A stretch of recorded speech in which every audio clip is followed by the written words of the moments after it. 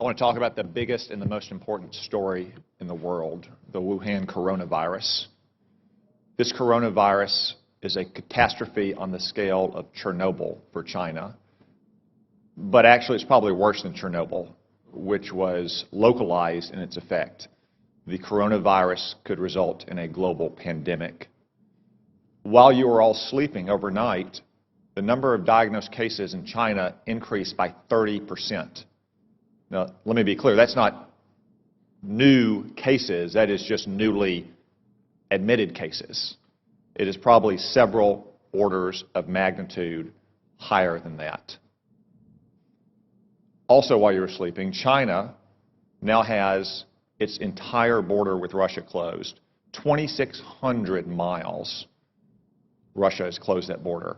El Al has shut down travel between Israel and China. Air France has shut down travel between China and France. And that's in addition to all the other countries that have already shut down travel.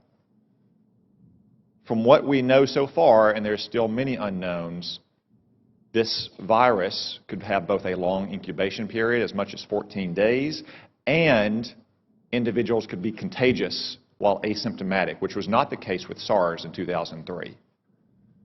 Furthermore, from some cases, it appears the virus could be aerosolized, which means it doesn't require the kind of contact that you have with, say, a married couple kissing each other or a family living in close quarters in a hotel or apartment, but rather the distances we are all sitting apart right now. Yet China is still lying about all of this. They've been lying about it from the very beginning, and you don't need their history of lying about SARS in 2003, though it is relevant here. You just have to see what's happened over the last 2 months. We now know that the first case manifested no later than December 1, even though China didn't reveal it to the WHO until a month later on December 31st, when they continued to hide it from their own citizens. And they continued to say that it had been contained inside Wuhan. Today, it is in every single province in China. They also claimed for almost 2 months, until earlier this week, that it had originated in a seafood market in Wuhan, that locals had contracted it from animals in, say, bat soup or snake tartare. That is not the case. The Lancet published a study last weekend demonstrating that of the original 40 cases, 14 of them had no contact with the seafood market, including patient 0. As one epidemiologist said, that virus went into the seafood market before it came out of the seafood market. We still don't know where it originated. Could have been another seafood market. Could have been a farm. Could have been a food processing company. I would note that Wuhan also has China's only biosafety level 4 super laboratory that works with the world's most deadly pathogens, to include, yes, coronavirus. Now, look at China's own actions. They have quarantined 60 million people, 60 million, more than the entire population of our West Coast. They've shut down schools indefinitely. Classes canceled nationwide indefinitely. Hong Kong, a part of China, has basically shut down all travel from the mainland. That's why it is essential that we immediately stop all travel on commercial aircraft between China and the United States. Making exceptions, of course, for American citizens to come back, as we just brought back yesterday, allowing essential trade to flow as long as crews on ships and aircraft are not allowed to go into the general population in America, and making exceptions, of course, for medical personnel to go into China to try to get a handle on this. It is essential that we take those steps, and essential that we get to the bottom of China's deceit and incompetence on this measure. And gentlemen, I raise this with you because you are responsible in your combatant commands for some countries that have the most fragile public institutions, to include the most fragile public health institutions in the world.